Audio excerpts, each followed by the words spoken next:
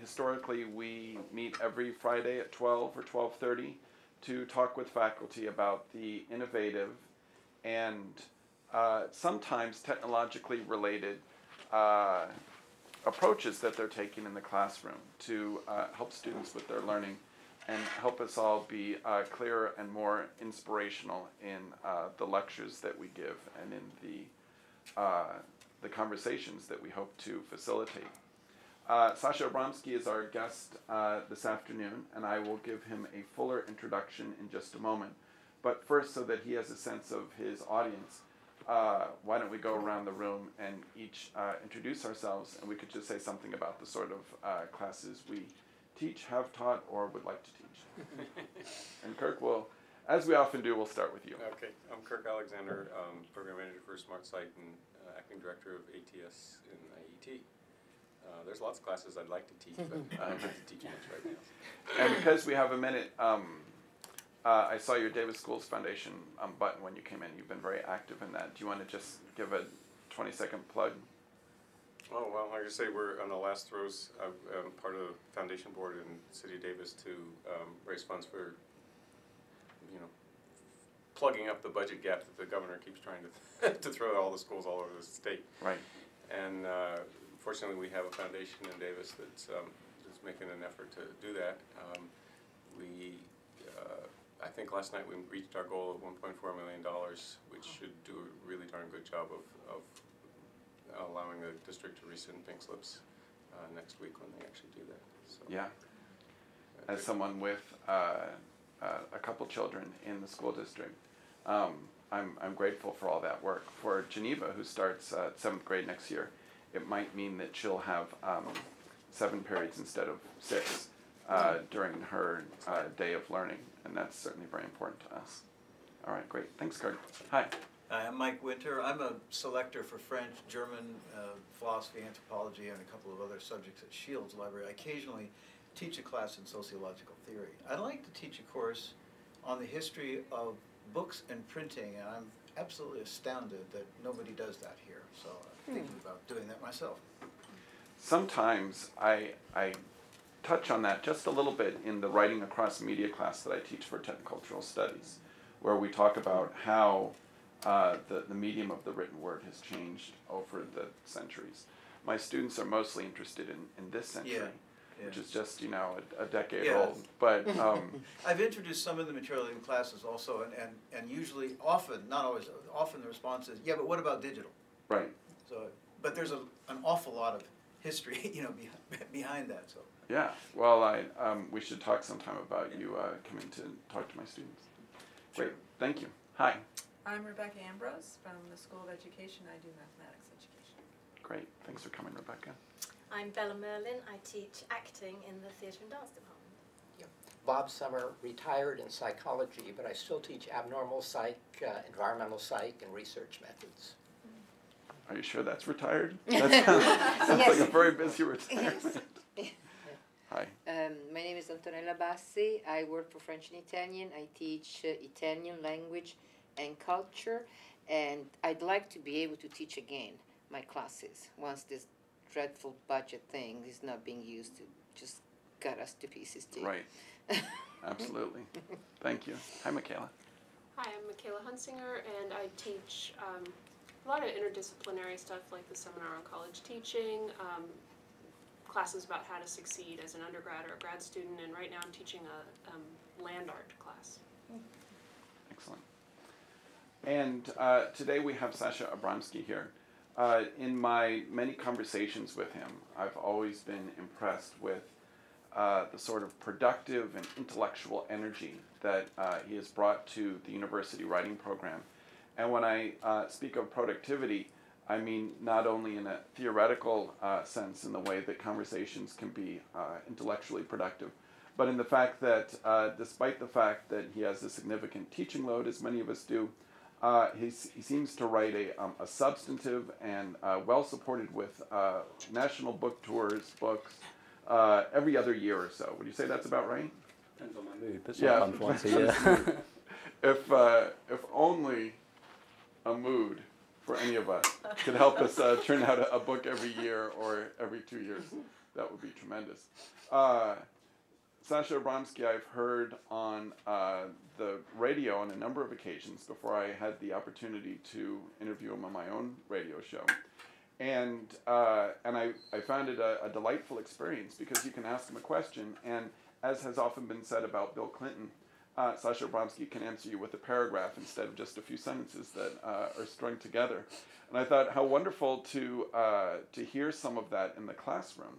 And I've had 2 different babysitters confirm this because two of my kids' babysitters have taken classes with Sasha.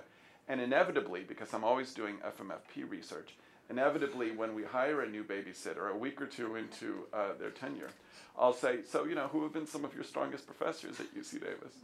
And I don't know how many students you teach, but I thought the percentages would be pretty good that Sasha would give us a good talk if out of all these babysitters, both of them would mention you. I should know who they are. Yes, we could talk afterwards. But, one could talk about other prizes and accomplishments on Sasha's CV, but I think recommendations, though solicited from students, would be some of the best reasons to bring Sasha here today and to talk about this title that I've written for him, mostly with his permission. Forwarded to me, so I now know what I'm talking about. Right. I'll tell you what it is so that you can gauge your remarks. The Image of Our Future, Assessing Portfolios and Engaging Students with Media. Ladies and gentlemen, Sasha Abramsky. All right. Well, thank you, Andy, for a very generous introduction and for inviting me here. A lot of you were mentioning the budget crisis here and what it means for teaching and everything else. Well, I was just in Nevada, as they say in Nevada, this morning, doing interviews about their budget crisis. And their state budget's actually imploded by 55%, which makes ours look fairly decent. So one of their solutions is possibly to fully legalize the semi-legal prostitution system so they can tax it properly and put money back into education, which seems to me quite creative.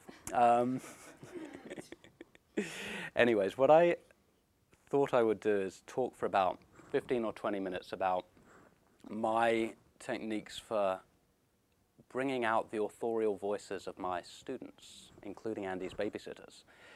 And then obviously, hopefully, throwing it open for questions. It seems to me that when students come into the writing program, we're faced with 3 problems as writing instructors. And I've always thought my job as a writing instructor is to get my students to write well, to think well, to write well, by extension to read well, to edit well. There's a whole sort of panoply of skills that, to my mind, are a prerequisite for being a good writer. And oftentimes, to the dismay of the writing instructors, we get the students and it's patently obvious that they don't write very well. Many of them, not all of them. And it's also obvious that they're quite afraid of their own authorial voice. They're quite afraid of the individuality of voice that you need to be a good writer. And I spent a lot of time, the first couple of years I was here, I've been here about 5 or 6 years at this point. The first couple of years I was here, I spent a lot of time trying to tease out what was happening here. These students, they're top 12% in their schools. Many of them are very, very good within their individual disciplines. Not all of them, but many of them, come with tremendous skills within a specialty area. Many of them are ambitious, they want to go far in life, and yet this fundamental communications ability is absent in many of the students. And I'd gone to undergraduate at Oxford, and I always have thought that was a tremendous privilege because it's based around a tutorial system, at least in the arts. And what that means is you live in 700-year-old buildings, which is good for most things, means the plumbing's a bit off, but on the whole it's good. Beautiful atmosphere, and your tutors have their offices up these sort of old winding turret staircases. And you go up and you're sort of 18 or 19 years old, and you go up and you knock on this sort of huge, solid old door, and you're admitted into this office surrounded by books and all of the sort of joys of learning. And you sit down in an armchair, and one-on-one, or at most 2 students to 1 tutor, you sit there and you talk about these incredibly complicated ideas, with somebody who's, like as not, world famous in their field. And you sit there for an hour and a half, and at the end of it, you'll get a fairly open-ended essay prompt. And you'll write the essay, and you'll give it in, and a week later, you'll go back and you'll spend an hour talking about the essay and the ideas that come out of it. And it is tremendously empowering to the students because it encourages you to think for yourselves, to motivate for yourselves, to choose what kind of research you do. And the thing that you don't get, or you usually don't get, is a grade after each assignment. So I started thinking, you know, what are the problems that my students are facing, and what are the solutions that maybe I can implement to wean them off of some of their problems? So I identified 3 big problems. First of them was that for somewhat legitimate reasons, I suppose, students at Davis are utterly preoccupied with grades. And I taught a little bit at Hunter College in New York, and I taught at Columbia Journalism School for a year or so, and I taught for a year at UC San Diego. And I know that grades are a sort of thing that many young students are preoccupied with, but there seems to be a qualitatively different culture around grade obsession in Davis. I haven't quite worked out why, but students are very, very afraid that if they do anything wrong, they will jeopardize their grade, and if they jeopardize their grade, they'll jeopardize their GPA, and if they jeopardize that, they're not going to go to graduate school, and their life is a ruin from then on in. And so they're not going to, you know, they're not going to do anything that's going to put at risk their grade. So that seemed to me problem number 1. Problem number 2 is, and this is meant as no critique of people in this room, but it seems to me that a lot of the students that we in the writing program get have been given a free pass by other professors or lecturers within other disciplines. And that as long as they can communicate badly, maybe, the ideas within their discipline, their professors will give them a free pass even if it's patently obvious they can't string a sentence together. If they have no idea of subject-object, no idea of the importance of tense consistency, if they don't know what a passive voice is, as long as they're using certain keywords within a discipline, as long as they're sort of pushing those jargon buttons, and as long as there's a vague element of logical consistency in the essay, doesn't have to be a profound element, but a vague element, they seem to be able to glide through the high school system and then through the first few years of undergraduate. And that's a problem for obvious reasons, not least that even though you might be able to get a perfectly decent grade in many disciplines here without writing well, when you go out into the real world, there's a premium on being able to communicate. And if you can communicate just purely pragmatically, you're going to go further in whatever career, almost whatever career you choose, certainly almost whatever white-collar career you choose. And the third problem, I think, is a broader cultural problem, which is that people today, and this is something that I notice sort of changing almost at warp speed. It's not a matter of it having changed slowly over 10 years. I think it's changed profoundly in the last 2-3 years. The cultural mode of communication, in a sense, are antithetical to good writing. So the ways in which young people today communicate tend to be email, though that's, I think, for old dinosaurs like us guys. It's mainly text messaging, it's instant messaging, it's Twitter, and it's Facebook. Now, all of those are intensely utilitarian modes of communication. You basically spew the information out as quickly as possible, and you know that it's going to be read and it's going to be deleted. Or it's going to be read and it's going to be forwarded, but it's rarely going to be read as one would read a book or as one would read a great magazine article. You read it to process the information quickly and to forget it. It's like a digestive system. You basically put it in, you need to suck the energy out as quickly as possible, you get rid of the waste, and that's it. That's the modern communication method. And it's valid, and it obviously is useful, but again, it doesn't generate the mindset that leads to good writing. Now, as a culture, we might be increasingly moving towards a sort of post-literate society. I hope we're not, but you know, there are certain indications that we're becoming a more visual society rather than a word-based society, that we're becoming a society that shops around, transfers around vast amounts of information at hyperspeed, but doesn't really think about the value of the information that's being transferred. There are those sort of tendencies, I think, in our culture, but I don't think we are yet a post-literate society. I think there's still a tremendous role for the written word and for the well-written written word. So this sort of feeds me back. Those are the 3 problems. So this sort of brings me back to what do you do about that? If you're a writing instructor and you care about imparting a lesson of the importance of writing to your students, well, it seems to me that you can't even start imparting that lesson until you liberate people from the fear of grades. And so I played around with this, and this is sort of the reason I mentioned the Oxford methodology is it seems to me that Oxford's in a fairly luxurious position because you can't really critique it for undereducating its students because definitionally Oxford is one of the top universities in the world, has been for hundreds of years, and it gets the top students in the world, and it generally graduates people who are going to do profoundly interesting things with their lives. So I do think there's some value to looking at an institution like Oxford and saying, you know, what do they do? And as I said, one of the things they do is they don't give you your grades after each assignment. In fact, I mean, as an aside, what they generally do is you don't get any grades at all for the first 3 years, and then you have this 1 week period at the end of your 3 years where you go through 9 4-hour written exams in a row, and it's the most exhausting experience that you can possibly do. It's like Marine Corps training or something. But I don't think you have to go to that extreme. I don't think you have to go to the extreme of literally pushing grades to the end of the 3 or 4 year academic process. But I do think you can, in a sense, psychologically trick your students to get outside of the obsession about grades. And so what I ended up doing is I created what I call a portfolio grading method. So they give me assignments. It's a written class, so you know we do a lot of written assignments. In a 10-week class, I think they do 6 assignments, sometimes 7, depending on my mood and theirs.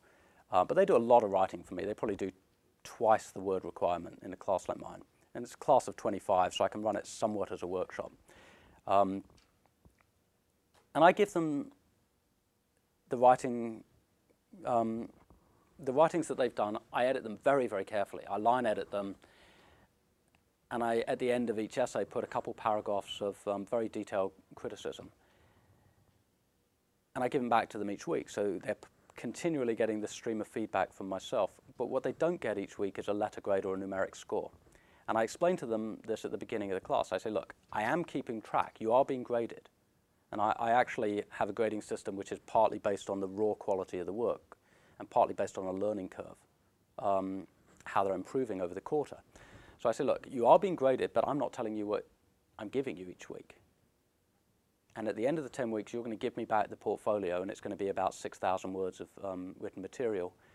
And I'm going to look at it in its entirety. And a portion of your grade is going to be based around the raw quality of the work, but you're going to staple it together, and I'm going to regard the raw quality of the totality of the work you've done over the 10 weeks. And a portion is going to be based on your learning curve. Are you improving over the 10 weeks? Are you absorbing my commentary and my criticism? Are you listening to the comments of colleagues in the class and so on?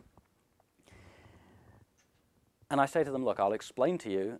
If you're confused as to where you're heading in the class, you can sit down with me in office hours and we'll talk it over. And I'll ask you where you think you're heading, and I'll tell you where I think you're heading. I'll tell you what you need to do to improve, what you need to do to get up to speed, and so on. And at first, when I started doing this, I thought, well, maybe my students are going to rebel because they are so grade obsessed. And it turns out they don't. What they do is, the first week of class, when I explain to them the grading method, they question me a lot, and they look very, very, very nervous. And I say to them, look, you can look at my bell curves over the years. You can look at how I grade my students. Sometimes I show them the number of grades I awarded, you know, ABCs, et cetera, to the previous term students.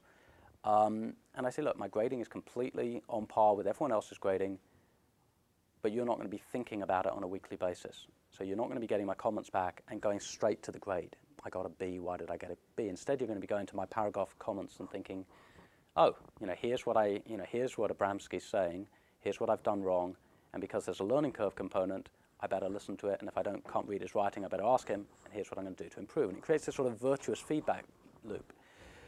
Now, what I found is they do get worried about it in the first week or two, and then rapidly they forget about it. And almost nobody asks me about the grade. I usually only have about 2 or 3 students per quarter who come in and take up my offer to sit down with me and talk over where they are grade-wise. And to my knowledge, maybe Andy, you might know better than me, but to my knowledge, I've never been called by a student who's critiqued the grade I've awarded them. So it seems to work. Well, I know it works for me, and it seems to work for my students. And the thing it does, which I love, is it liberates them so they can think about their voice. Because if you're always obsessed on what grade am I going to get for this particular assignment, you hew to the middle. And there's nothing more lethal to good writing than hewing to the middle, hewing to the sort of comfort zone. Because almost definitionally, good writing is about saying something new, expressing a thought in a new way, or finding a new observation that nobody might have had about something, utterly commonplace. But it's about having that sort of free-range ability as an individual author to develop an individual authorial style. And I find it marvelous because you start seeing the students going places they'd never go if they were literally obsessed about their grade every week. And as I said, I mean, Bob, you're a psychologist here, so maybe you can explain the phenomenon that's going on. It's a trick, it's a sleight of hand, because they are being graded, they're just being graded in the shadows without having to think about it every week.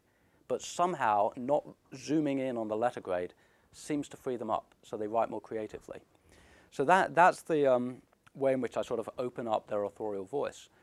But then coming back to these other two things about the fact that many of them are sort of coming to the writing program unable to write very well because of A, the fact that they haven't had to in other classes, and B, the fact that they're communicating via Twitter and everything else. You then get to this sort of idea where you have to, in a sense, deprogram them. And I saw a lovely article in the New York Times a couple of weeks back. There's a university in Egypt, an English language university, which takes students from the Egyptian education system and it then puts them through the higher education system. And the head of the university was very, very worried that he was getting a lot of students who basically learnt all their information via rote learning, sort of Victorian kind of learning approach. And he said, look, this isn't what you're going to be doing here. And so he renamed the first year of the university, instead of it being called orientation week or month, he called it disorientation week or month. And I thought that, you know, that's a beautiful way of looking at this, that there are certain unlearning processes that students need to undergo. And the more rigid they are, and a lot of students, and I know there's a lot of tension between the humanities and the sciences, but you know, to me, some of that tension is overblown. But then there are different methodologies, and one of the things I find is that my scientific students, my students who might be doing biochemistry, or they might be doing, I have students doing exercise biology or engineering. I have students, a lot of students who come from the sciences, and many, not all of them, but many of them are pretty rigid. They're very, very worried to think for themselves. They basically want a thesis, they want a discussion around the thesis, and they want a logically proven conclusion. And so I have to explain to them, well, you know, that might work in an essay on how to build a bridge. It's not going to work in a creative nonfiction writing class where you're trying to basically tell a story. And it's not going to work if you think about telling a story in the same way as you think about emailing or text messaging a friend of yours. Because for the reasons I said earlier, when you text message, you know, you type very quickly, you use slang, you use abbreviations. The last thing you're thinking about is rhythm or style or the pace of the narrative. And so I start talking about, in a sense, a sort of musical approach to writing, that if you want to be writing in a way that is not to be read in order to be absorbed and then forgotten, you have to find a way to connect with the audience that transcends the words themselves or transcends the individual words. You have to start thinking of the writing as a sort of collective whole. And so we talk an awful lot about rhythm. We talk a lot about pacing. We talk a lot about tone, tonality. And again, I spent the first couple of years here just playing around with methods to get my students who think about writing as such a utilitarian thing, to get them to think about writing as something somewhat majestic. And so I started trying to draw out the cultural linkages, and getting them to think about writing as part of a cultural continuum. And so gradually over time, the class, I teach, the class I'm referring to here is primarily a UWP 101. It's an advanced nonfiction narrative class. And over time, I basically started bringing in more and more references to other forms of cultural expression.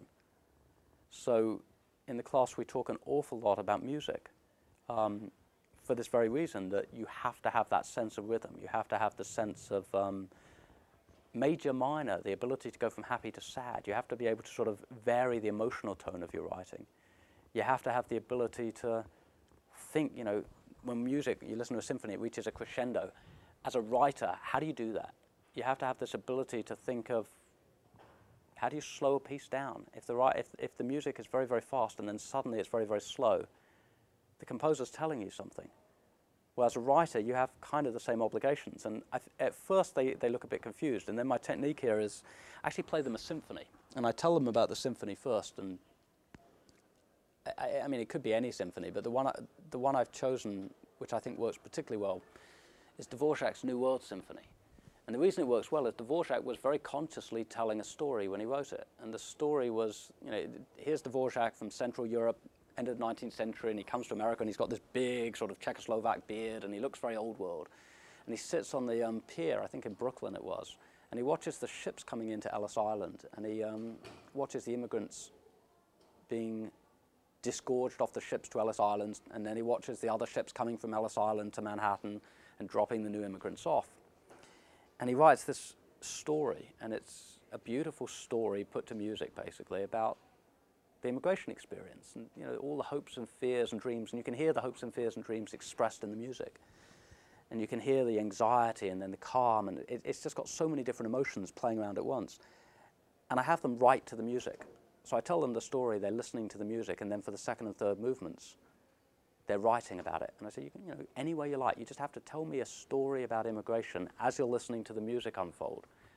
And you have to start using some of the techniques, major to minor and so on. And they start thinking about using words or using punctuation in a way to replicate those. I do the same with photography. I do the same with cinematography. Well, in the profile section, I have them watch, well, for a long time I had them watch Citizen Kane as a way to sort of think visually about the construction of a profile and then apply those visual techniques into the writing methodology. I got a bit bored. I mean, I love Citizen Kane, but I saw it about 10 times in a row, and I thought, you know, I can remember every word of it. So I moved on to a couple others. The other day, I had them watch the Werner Herzog documentary, Grizzly Man. I don't know if any of you saw it. It's a very disturbing documentary. But it's a really impressive profile of a quite bizarre human being and his very grisly ending. And I think cumulatively that after a while, they start bringing in their own references. So we start having these conversations about the ways in which music or cinematography or dance or still photography overlap with what they're trying to accomplish. And they stop thinking about writing as just this sort of utilitarian thing, and they start thinking about it as a cultural art form, as a way of communicating an idea in a durable manner, in a way that will, I mean, my sort of test for them is, you know, is this something that will survive the test of time for you? You know, you're writing well if you know that 100 years from now, a student is going to want to read about this, and it's going to give them an insight into your world. And you're writing badly if you hand it to somebody and they turn it into fish wrap. So, you know, it's a sort of gut check thing. You know, are you writing at a level that's going to be of interest to people who don't know the world that you grew up in? And over time, not all of them by any stretch, but a large number of them dramatically improved their writing. And I found it sort of quite interesting that, you know, once they let their guard down a bit, once they start, in a sense, opening up their creative voice, they actually can do a lot. Now, you know, there's some people who still don't have the basics.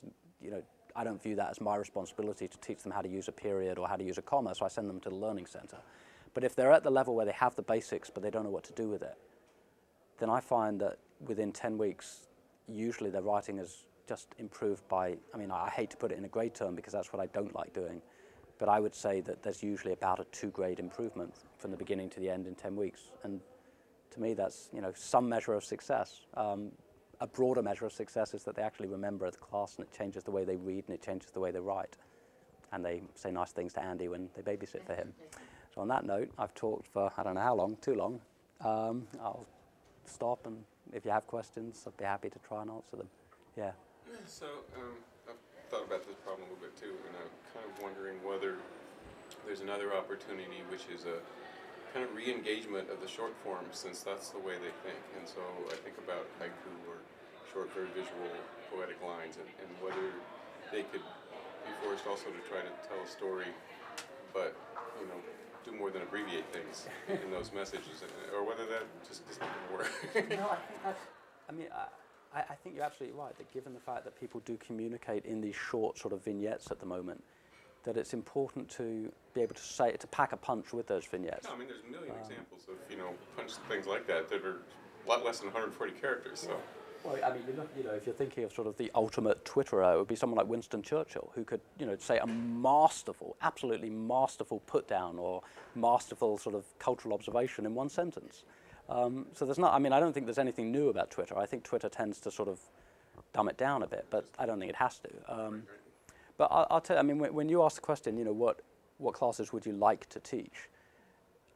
I've had a class I've sort of played around with for a while now, which I haven't sort of put a formal proposal out there for, but because I think you're right that people communicate so overwhelmingly in these short-term techniques. But I also think there's an importance to being able to sort of take some of those short-term communicative techniques and expand them a little bit. And so, you know, when you think about email, it's basically a private communication or a text message. It's private communication from me to you. And if you choose to forward it, that's your own business. But I'm writing it essentially as a private message. But there's something about the email medium that leads to sloppiness. Maybe it's the ease that you can just type it quickly on the keyboard. You know, it's very easy to write quickly. It's very easy to, you don't have to lick an envelope. You don't have to get a stamp. But the class I was thinking would be fascinating is letter writing. You know, you think that for hundreds and hundreds and hundreds of years, that was the primary mode of one-on-one communication.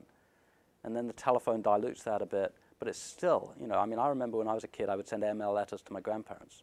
It was wonderful, and I still have them, boxes of these airmail letters, and they'd send them back to me, and, you know, it taught you to think about what was going on in your own head in a semi-public way. It taught you to sort of get just enough outside your head to write to someone else, even if it's just to one other person. And I think for various reasons, email doesn't quite replicate that. So one of, you know, I would love to teach a class on sort of restoring the art of good letter writing, and then you can obviously translate that into Twitter and email and everything else. Yeah. A couple of things, just the last one about letter writing. You're younger than I am, so probably didn't go through that, I don't know. But when we used to write in school, also we had to write with ink. And so you actually thought about what you were going to write in content, because you couldn't really rewrite, or rewriting was laborious, and it might be something else. I mean, you really thought a lot about it before writing it down, because the medium, you know, talk about how fast and everything. That's one thing.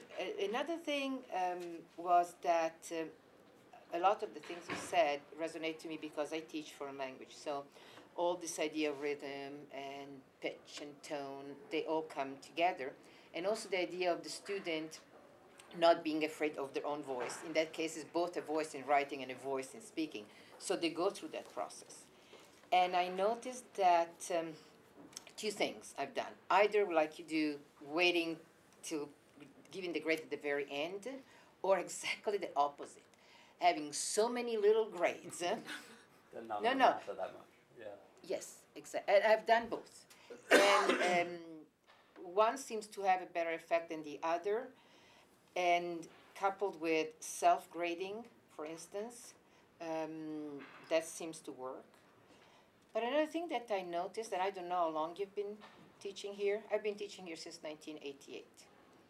What I noticed through both teaching foreign language and teaching classes where they have to write in English was in the past, students, a lot of students, were very, very good at what was creative writing. And you would give them an assignment, like, you know, with the title, even a generic title, and tell them you can transform it any way you want, letter writing and so on. And a lot of them would choose creative writing. And I remember reading this thing and saying, oh my God, I wish I could have done that when I was a kid. So now, I don't get that anymore. So I'm also wondering where, before they come here, have they stopped doing that? Because it almost looks like it's a skill they don't have anymore. And not just the actual skills of subject, verb, object.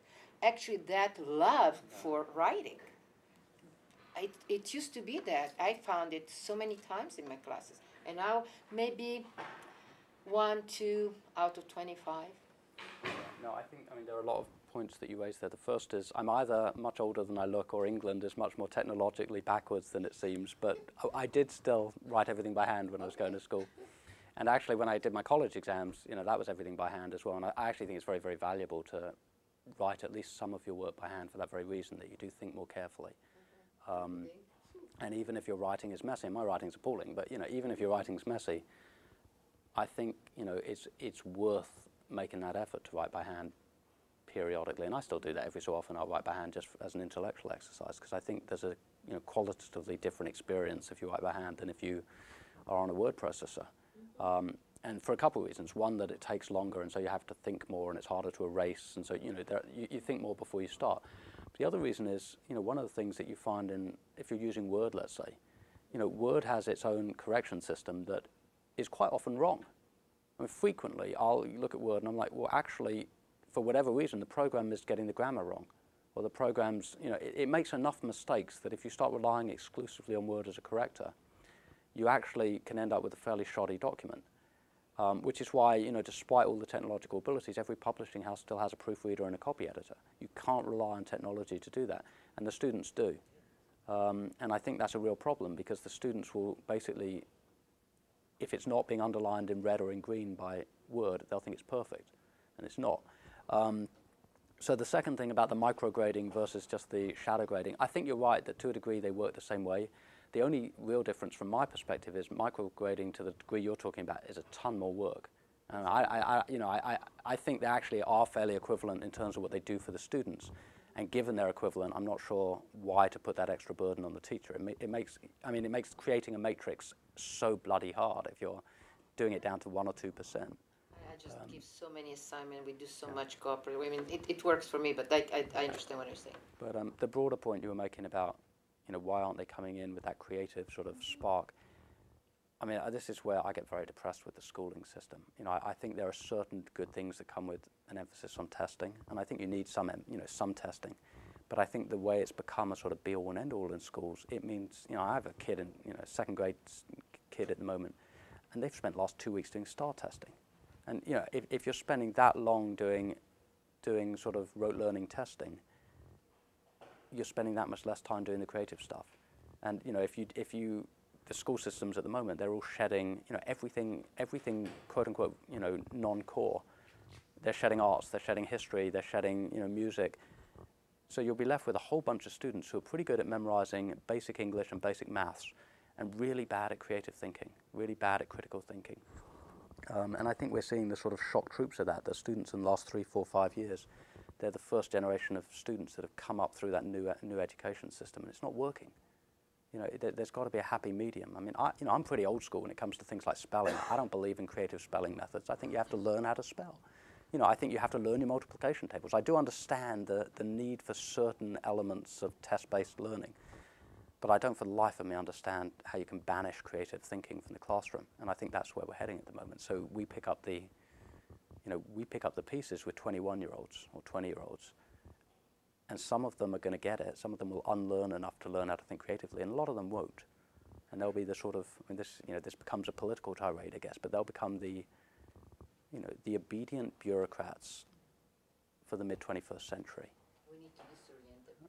Yeah, exactly. I mean, education should be much more about shaking people up and getting them to think creatively. I think there might be another cultural thing to that writing. I have a daughter who's happily not one of these losers, and actually still loves to write and does it a lot. And I'm trying to figure out, I don't think it's anything that we did as parents to be, brilliantly encouraging her in the right direction. I think when I look on it, that it turns out that both of our, her parents' families, actually have a fairly rich tradition of spending time around the dinner table, storytelling, and having dialogue of a fairly rich nature, whether intellectual or not. It might just be family history kinds of things, and that may have had some contribution to it. Because when I look at a lot of today, it's come home from school, run around, go to soccer, do this, go do that, and grab a bite to eat on your way to somewhere else. A lot of families have lost that, and I don't know whether that's the sole cause or anything. It just seems like it might be part of it. No, I agree. I think you can always take the criticism one level deeper, and I think there are a lot of things, a lot of trigger mechanisms in the society at the moment that sort of stand to block communication, or to stand to block love of knowledge for knowledge's sake. And it scares me, and I sort of, it makes me feel sort of old and curmudgeonly. In my day it was better. I think there's a lot good about the internet. I think there's a lot good about cable TV, but the ease of brain candy is now such that you can basically spend all your life stimulating your brain with candy, and none of your life stimulating your brain with the sort of quality stuff. I think there's things that can be brought into play too, and that is so if I was right that the storytelling is a part of it, then one of the things that a video camera makes really easy is doing some kind of oral history, and giving students an assignment to do that, or find a way to capture part of their family history and bring that into writing or something where that becomes almost an assignment, or is an assignment. Like that It would NPR show. allow them to play it in their own domain, and yet still have to tell that story. I think there's that NPR segment in Not an American Life, StoryCorps, where they've been sort of exactly what you're saying. They basically give ordinary amateur individuals video microphone technology and have them record the stories of parents or grandparents. And I think it probably gives people a sense of history, and it opens up their eyes to to the world around them in a very necessary way. There's a quote by somebody, I can't remember who it is, that people without history essentially are living in a state of extended childhood. And I sort of feel that way, that an awful lot of our students, because of the technological changes, anything prior to the turn of the last century, you go back to 1999, for them it's the ancient world. And so they have, I think, a profoundly shallow sense of American culture. Because, if all of your cultural references are in the last 10 years, you miss out a whole bunch of gems. And for me, I don't know if it's wasting time, but I probably spend an awful lot of time in my class doing things which have far more to do with just trying to open their eyes to cultural history than with writing. Because there are certain things I think, and I guess this is an executive decision on my part, but there's certain things I find to be fundamental, which none of my students have even heard of, and it worries me, and so we talk about it for a bit. But I'm not, again, that's a broader education critique. An example, and again, this is sort of somewhat arbitrary, I guess, but I had my students read Norman Mailer, a few pages from Norman Mailer's Miami and the Siege of Chicago, and first of all, none of them had heard of Norman Mailer, which worries me, but we talk about that. But the thing which worried me even more was none of them had heard of 1968 as an important year in world history. None of them. And this is my last class, for a few weeks ago. And so we spent quite a long time talking about 1968. And it just seems to me that, again, the schools aren't teaching that anymore. The schools aren't teaching basic historical knowledge, unless you're in a specialized program. Another thing that you're talking about that I've found really interesting is this idea of like when you were talking about Facebook and Twitter, that they're spewing stuff out that's intensely utilitarian, and they're just like grabbing it and digesting it immediately, and they're done with it.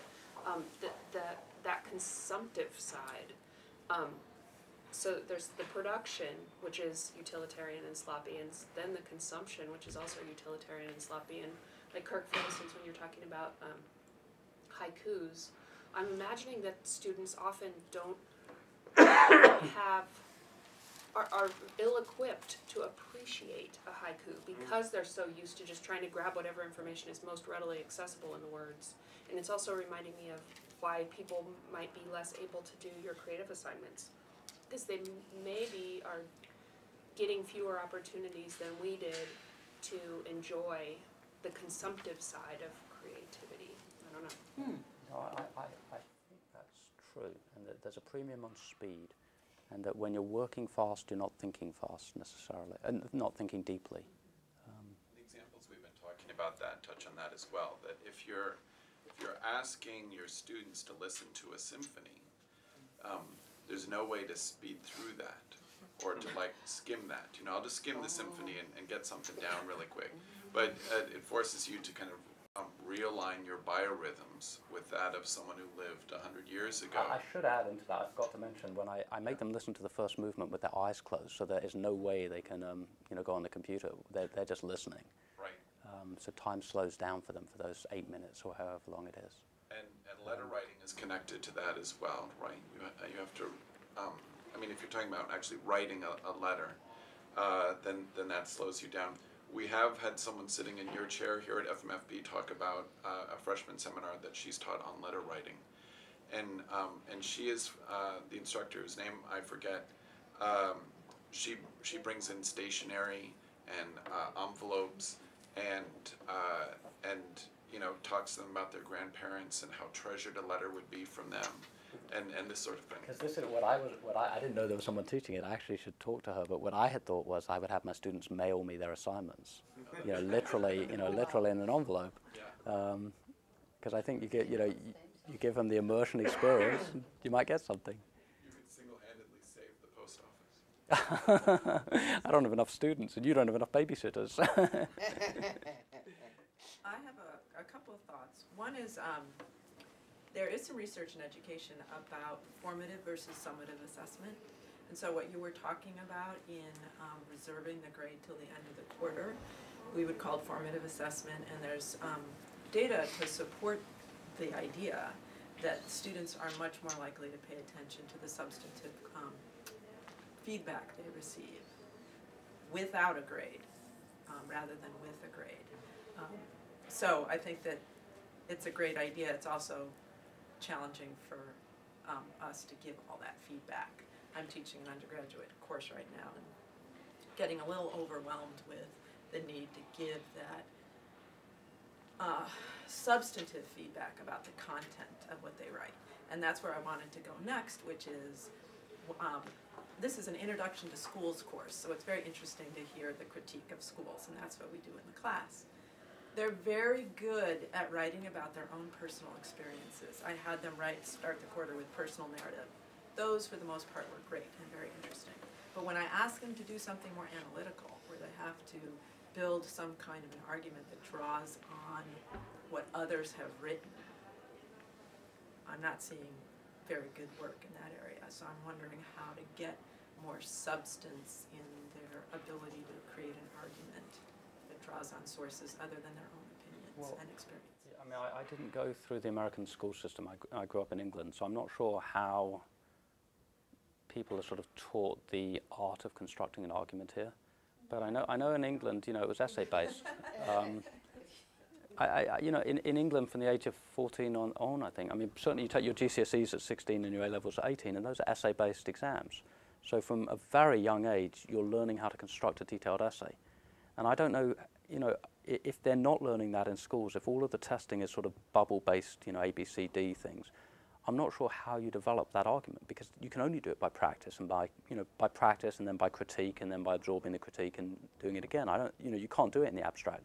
So again, I would think that comes down to a teaching method in the schooling system before they get to us at university level, where there's a certain breakdown there. You'd had a question? I had a couple of comments that aren't connected, but respond to what you're saying. One's to do with letter writing, in that I'm currently doing a piece of practice as research, i.e. a play based on a real living, but dead now, but German actress. And one of the bits of research involved going to her archive and reading a couple of letters that she'd written, one on small paper in very delicate writing when she was in a sanatorium, and one on big paper with massive scrawling that was some passionate love letter to what then turned out to be her daughter's husband. But that very piece of research was just so exciting, and to find these letters and to see the personality coming through in such different ways was fantastic. So wait, you took the students to see it, or this was? No, I went to Munich and went to the archive there, but no, it hasn't formed a very concrete part of my teaching at the moment in that respect. And the other was to do with the ease of emailing, and therefore whether we think, how deeply we think when we're doing that. And in fact, I have found, I had a bit of an unfortunate incident at the beginning of this quarter when I found myself slightly bullied by one of my MFA students for not getting a grade that he wanted in a different course. The result of which made me extremely cautious about every single word I did put in an email, because I realized how they were not necessarily reading into what I was writing, the emotion that I was writing with it at the time. So it might have been quite light and quite easy for me, and what they were reading was an aggressive defensiveness. That wasn't what I meant at all. So I've become even more cautious about email writing. I think both of those, I mean, the thing about the letter writing, I think that's actually, just seeing letters, seeing the emotions in the handwriting is valuable. I was in London in March, and there's a Van Gogh exhibit, and it was an exhibit both of his paintings but also of his letters.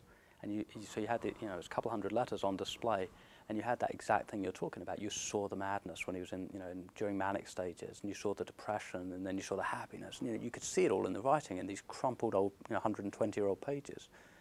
And I think, you know, that is quite, I mean, I guess if I were to teach a letter writing course, I would want my students to, I'd try and take them to an archive, you know, so they could physically handle old crumpled letters and absorb the history.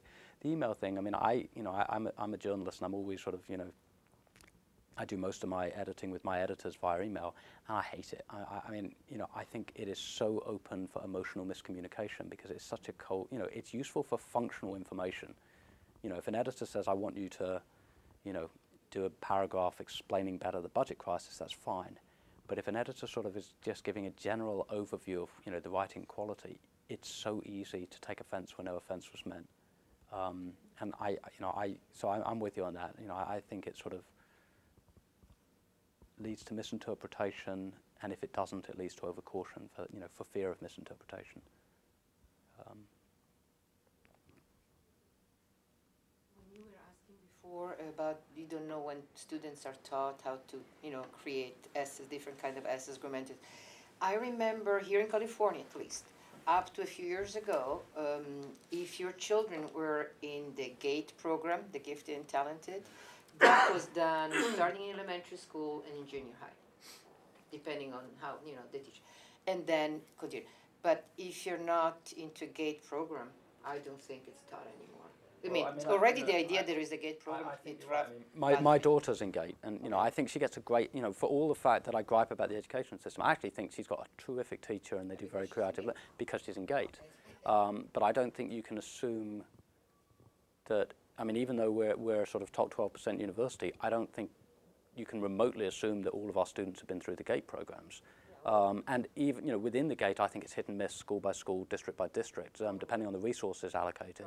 And so, you know, to me, you know, I know there are philosophical arguments over GATE. I think it's a good program, but I also think that, yeah, I mean, that's the thing. If you're going to have creative learning for some, you know, yeah. Even more driven, and maybe actually, you know, the counterbalance is maybe putting more pressure on the Well, the grading, pressure on the kids. on the grading thing, yeah.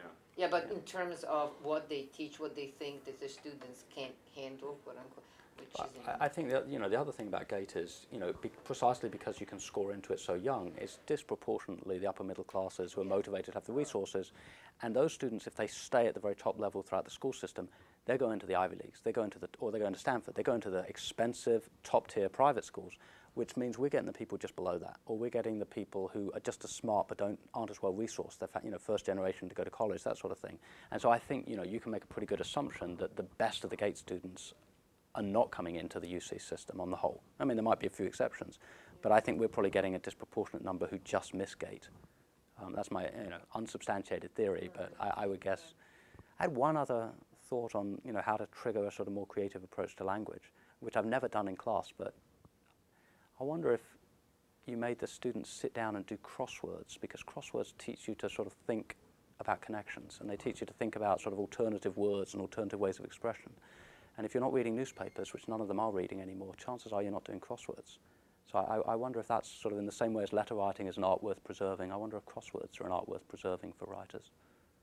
When I first started teaching here 20 years ago, sometimes in the big lecture classes, you would see the notebook with the notes, and then the folded over crossword puzzle from that day's Aggie, and the student would be working on both at the same time.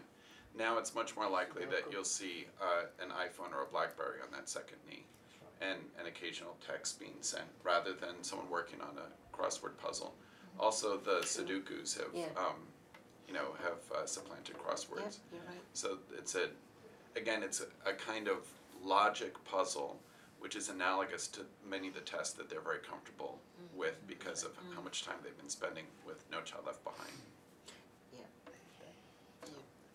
Well, this has been fascinating, and I know that you all will go talk to colleagues about it. Many of them will be checking out the video, so hello to all of them. And thanks to all of you for coming this afternoon to spend some time with Sasha Abramsky. I asked him earlier if he had something to plug, but he said that so far, at least, his best writing is behind him. That will not be true, I'm sure, for you know, weeks. In weeks you'll have a chance to see something new of his, and I hope that you'll continue to look for his name. Thanks again for coming this week, and I'll see you next time for another edition of the Faculty Mentoring Faculty Program. Have a good weekend.